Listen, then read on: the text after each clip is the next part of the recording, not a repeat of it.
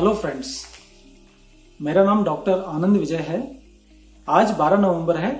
आज world pneumonia day है। तो आज आपसे मैं दो बातें निमोनिया के बारे में करना चाहता हूँ। निमोनिया क्या होता है? निमोनिया का नाम हम सब लोगों ने सुन रखा है। निमोनिया का मतलब है लंग्स का इन्फेक्शन।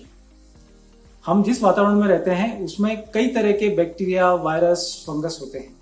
तो ये जितने भी माइक्रो ऑर्गेनिज्म हैं ये हमको इन्फेक्ट कर सकते हैं। तो जब इनका इन्फेक्शन हमारे लंग्स में जाता है और जब हमको सिम्टम्स आते हैं तो उसको हम निमोनिया कहते हैं। निमोनिया वर्ल्ड में बहुत ही कॉमनली होने वाली बीमारी है। ये बीमारी लगभग हर एज के व्यक्ति को अफेक्ट कर सकती है।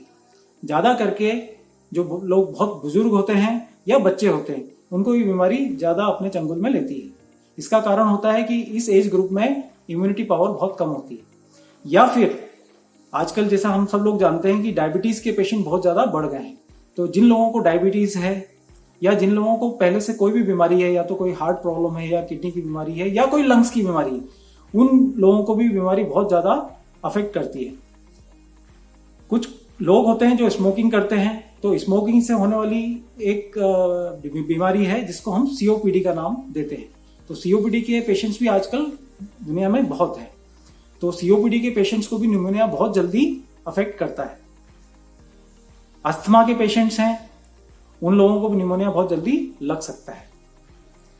तो जब आपको निमोनिया होता है या किसी को निमोनिया होता है तो उसके सिम्टम्स क्या होते हैं? तो उसके सिम्टम्स में आता है फीवर। निमोनिया वाले पेशेंट को फीवर आ सकता है, उसको खांसी बहुत चल सकती है, कफ निकल सकता है, कफ के साथ ब्लड आ सकता है या छाती में दर्द हो सकता है, उसको सांस लेने में भी परेशानी हो सकती है। तो जब ऐसा व्यक्ति जिसको निमोनिया होने का शक है वो डॉक्टर के पास जाता है तो डॉक्टर उसका फिर एग्जामिनेशन करते हैं और कुछ इन्वेस्टिगेशन करते हैं ये पता लगाने के लिए कि उसको निमोनिया है या नहीं है, या फिर कितने लेवल तक उसके लंग्स को निमोनिया ने इन्वॉल्व किया हुआ है।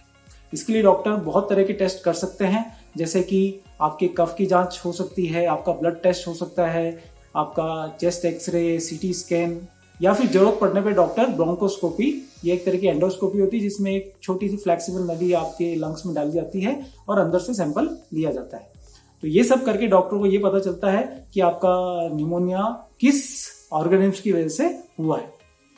फिर उसके हिसाब से डॉक्टर्स इसकी दवा डिसाइड करते हैं कि अगर बैक्टीरियल है तो वो एंटीबायोटिक देते हैं, या फंगस है तो फंगस के लिए दवा देते हैं, और वायरस का है जैसे आजकल कोविड का इन्फेक्शन चल रहा है तो कोविड में भी इसी तरह का निमोनिया हम देख रहे हैं। ये जो निमोनिया होते हैं इनसे बचा जा सकता है। इसके लिए हमारे पास आज का अच्छे वैक्सीन अवेलेबल हैं। तो ये वैक्सीन निमोनिया को काफी हद तक रोक सकते हैं। ये वैक्सीन उन लोगों में ज्यादा रिकमेंडेड है जो लोग रिस्क ग्रुप में आते हैं, जैसे कि जिनकी एज ज्यादा है या फिर बच्चों को तो ये रूटीनली आजकल लगाया जाता है निमोनिया वैक्सीनेशन।